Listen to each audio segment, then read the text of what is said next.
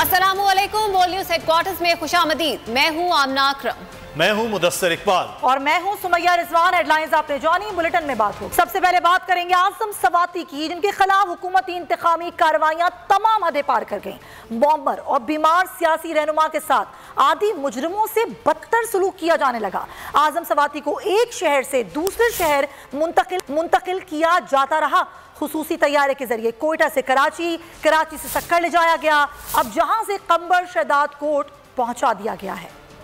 कभी एक शहर, कभी दूसरा शहर, कभी इधर तो कभी उधर। हुकूमती इंतकामी कार्रवाइयां तमाम हदें पार कर गईं। आजम सवाती के खिलाफ ओछे हथकंडे इख्तियार किए जाने लगे। मोहम्मद सेनेटर को बलूचिस्तान हाई कोर्ट से रिहाई का दिखाते हुए गिरफ्तार करने पहुंच गई। कंबर शहदाद कोर्ट मुंतकली की तैयारी की गई, मगर फैसला ऐन वक्त पर बदल दिया गया। कब किस अदालत में पेश करना है, रात भर सोच विचार चलता रहा। दिन चढ़ने पर ही खुसूसी तैयारी के जरिए कराची मुंतकिल कर दिया गया। पुलिस और कानून नाफिज करने वाले इदारों की नफरी ओल्ड टर्मिनल पहुंच गई। कराची पहुंचने के कुछ ही देर बाद तैयारे ने फिर उड़ान भरी। इस बार इसकी मंजिल सक्खर थी। तैयारे ने सक्खर एयरपोर्ट पर लैंड किया, जहां से आजम सवाती को कंबर शहदाद कोर्ट भिजवा दिया गया। तमाम अमल कड़े पहरे में हुआ। मीडिया को भी एयरपोर्ट तक रसाई की इजाजत न मिल सकी। आजम सवाती के वकील ने बलूचिस्तान में मजीद 2 मुकदमात की तस्दीक कर दी। इकबाल शाह एडवोकेट के मुताबिक मुकदमात के खात्मे के लिए बलूचिस्तान हाई कोर्ट से रुजू करेंगे।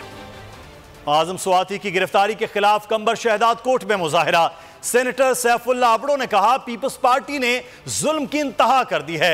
आजम सवाती एक सेनेटर हैं, डाकू नहीं। हम्माद अजहर बोले, अगर अदलिया ने आजम सवाती के खिलाफ रियासती जबर का नोटिस न लिया तो ये वाकयात एक खतरनाक मिसाल बनेंगे। उस्मान डार कहते हैं, इस गंदे निज़ाम की तब्दीली ही हकीकी आज़ादी की बुनियाद है।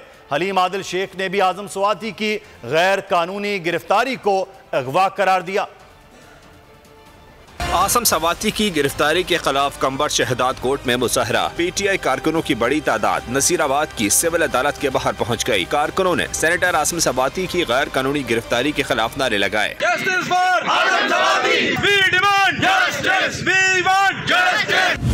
सेनेटर सैफुल्ला आबड़ो ने कहा कि पीपल्स पार्टी ने जुल्म की इंतहा कर दी है। आजम सवाती सेनेटर है, कोई डाकू नहीं।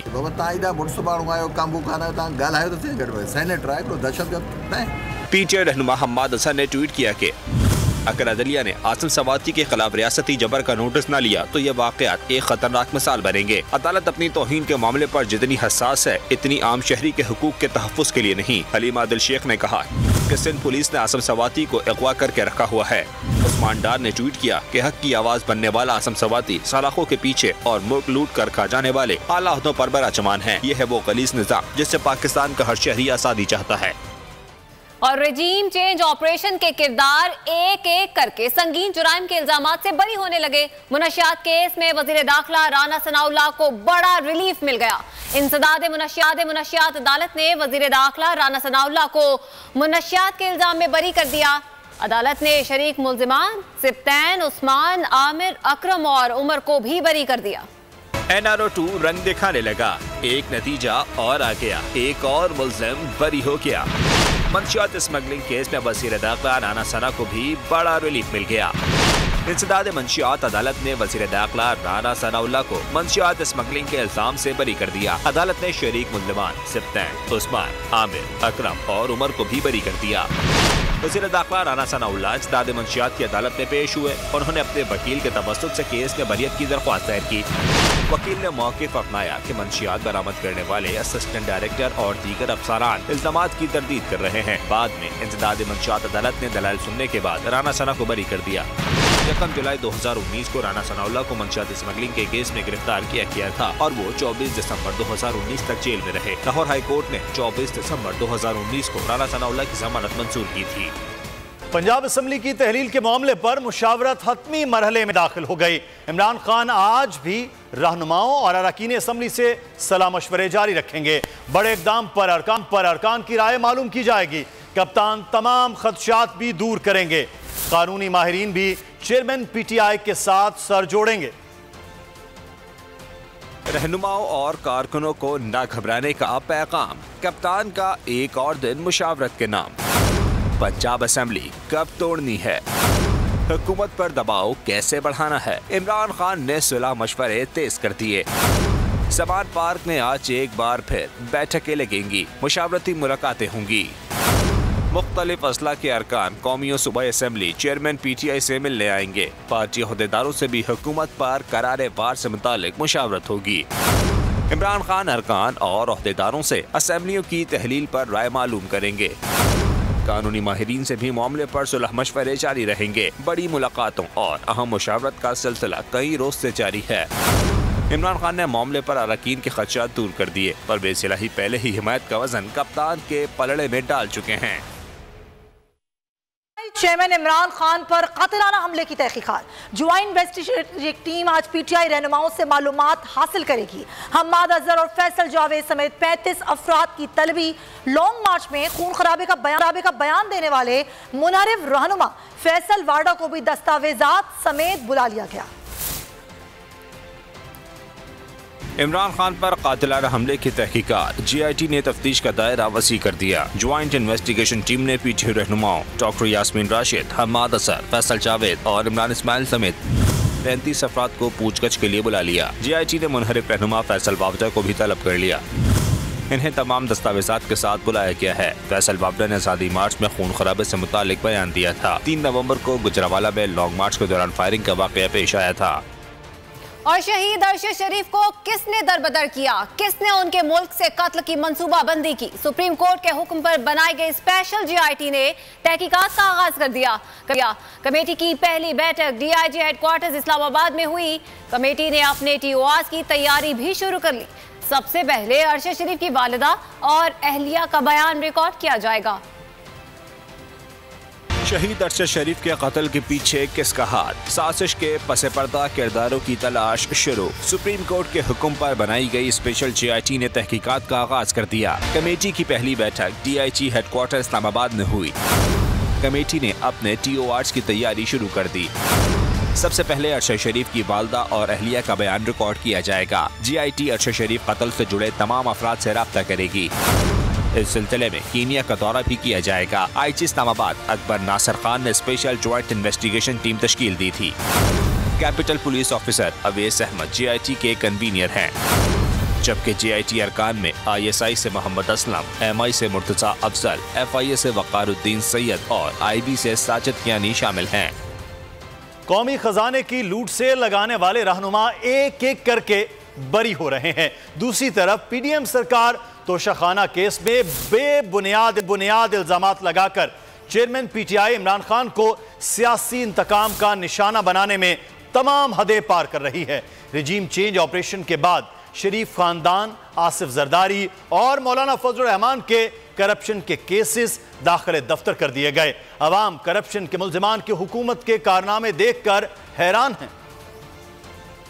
रिजीम चेंज ऑपरेशन मुल्क में करप्शन के मुल्ज़मान के लिए साहिबान साबित हुआ। PTM रहनुमा अपने करप्शन के केसेस चुन चुन कर खत्म कराने लगे। लूटी गई अवाम की दौलत की कौमी खजाने में वापसी एक ख्वाब बन गई। दूसरी तरफ इमरान खान को सियासी इंतकाम का निशाना बनाने की कार्रवाइयों में भी तेजी आ गई है। नून लीग के कायद नवाज शरीफ और इनकी साहबजादी मरियम नवाज, एमन फील्ड और अल अजीजिया रेफरेंस पर सजा याफ्ता है। चौधरी शुगर मिल समेत दीगर केसेस ताहाल सर्द खाने की नजर है। वज़ीर आज़म शहबाज शरीफ और हमजा शहबाज मुस्लिम लीग नून की हुकूमत कायम होते ही मनी लॉन्ड्रिंग केस से बरी कर दिए गए। रमजान शुगर मिल रेफरेंस भी नैब तरमीम के बाद वापस भेज दिया गया। आशियाना रेफरेंस ताहाल जेर समात है, जबकि हमजा शुगर मिल अराजी केस भी शवाहिद न मिलने पर बंद कर दिया गया। रवा साल अक्टूबर में नैब ने आसिफ जरदारी की बरियत के खिलाफ 4 अपीलें भी वापस ले ली। आसिफ जरदारी पार्क लेन, मनी लॉन्ड्रिंग, ओपल प्रॉपर्टी इंक्वायरी और मशकूक ट्रांसैक्शन केस में मुल्जिम नामजद रहे। मौलाना फजल रहमान के खिलाफ आमदन से जायद असासों, 62 कनाल सरकारी जमीन की हरसा खरीदारी और इनके छोटे भाई जियाउर रहमान के खिलाफ तहकीकात भी सरखाने की नजर हो गई। कैप्टन सफ्दर, बादशाह परवेज अशरफ, यूसुफ रजा गिलानी और सलीम मांडवीवाला के खिलाफ नैब रेफरेंसेस भी अदालतों से वापस हो गए। वज़ीर दाखिला राना सनाउल्लाह के खिलाफ आमदन से जायद असाजात की इंक्वायरी बंद कर दी गई। लेकिन दूसरी तरफ इमरान खान को FIA की जानिब से फंडिंग केस, जबकि नैब की जानिब से तोशाखाना इंक्वायरी का सामना है। PDM सरकार इंतकामी कार्रवाइयों में बेबुनियाद मुकदमात को इस्तेमाल करने के लिए एड़ी चोटी का जोर लगा रही है। बात करते हैं कि मौजूदा मुआशी सूरत हाल को देखते हुए इम्पोर्टेड हुकूमत अब बयान दे रही है कि अगर इलेक्शन होते हैं तो बुरी हुकूमत हालात को संभाल नहीं सकेगी। IMF से ताल्लुकात इसहाक साहब पूरी तरह से खराब कर चुके हैं। ये कहना है माहिर मौशियात मुजम्मिल असलम का। वीडियो बयान में उन्होंने कहा कि हमारी इत्तलात के मुताबिक इसाक डार साहब को IMF में बहुत नापसंद भी किया जाता है।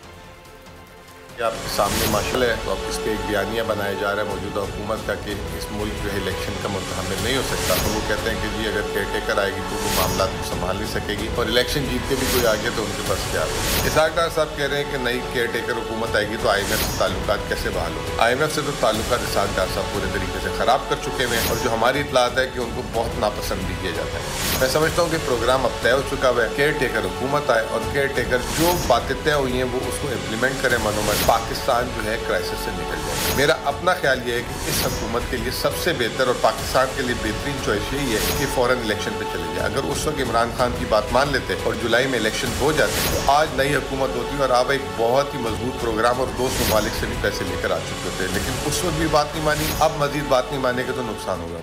और एडमिनिस्ट्रेटर कराची की तैनाती पीपल्स पार्टी और MQM का मुकमुका है। अब झंडे भी लगेंगे और बल्दियाती इलेक्शन भी होंगे। अमीर जमात इस्लामी कराची हाफिज नईमुर रहमान ने प्रेस कॉन्फ्रेंस में कहा, देखना है कि एडमिनिस्ट्रेटर ठेकों में MQM को नवाजेंगे या शहर के लिए काम करेंगे। सैफुर रहमान, अगर आप पार्टी वर्कर बनकर काम करेंगे तो जमात इस्लामी एक्सपोज करेगी। ट्रांसपेरेंसी इंटरनेशनल की रिपोर्ट, सिंध हुकूमत के मुंह पर तमाचा है। खोखरा पार में हमारे लोगों ने पानी की फराहमी के लिए मुजाहिरा किया तो पुलिस ने उन पर तशद्दुद किया। IG पुलिस अपना किबला दुरुस्त करें, एस्टैब्लिशमेंट सबको लेवल प्लेइंग फील्ड फराहम करे। का तकर्रुर सैफुर रहमान साहब का हुआ। MQM चाहती थी कि हमारे किसी मेंबर का हो, लेकिन अब ये इम्तिहान है सैफुर रहमान साहब का। अगर आप पार्टी वर्कर बनकर काम करेंगे तो जमात इस्लामी आपको बुरी तरह से एक्सपोज भी करेगी और आपके सारे रास्ते बंद करेगी।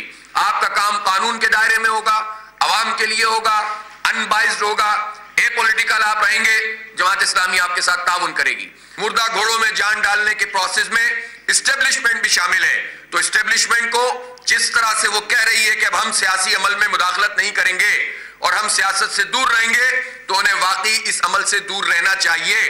आप लेवल प्लेइंग फील्ड दें, आप अवाम को उनकी मर्जी पर छोड़ें। कि कल खोखरा पार में वहां एहतजाज कर रहे थे लोग और इस बात पर एहतजाज कर रहे थे कि हमें पानी चाहिए और खोखरा पार के SHO ने तशद्दुद किया जमात इस्लामी के हमारे जिम्मेदारान पर, कारकुनान पे। मैं IG पुलिस को भी वार्न करना चाहता हूं कि ये हरकतें बंद कर दें उस SHO के खिलाफ।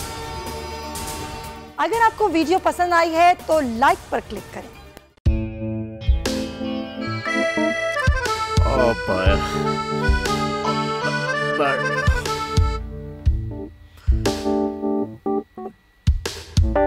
इंतशार से निकलने का वाहिद हल इंतखाबात हैं।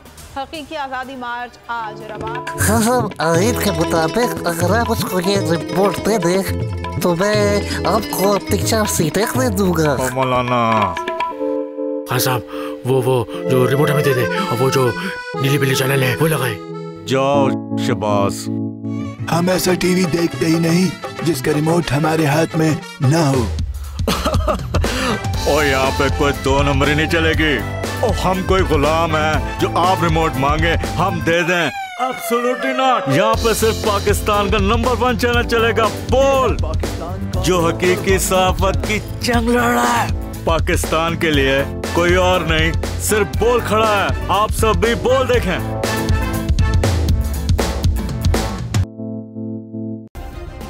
सब्सक्राइब करें और बेल दबाएं ताकि कोई खबर रह न जाए।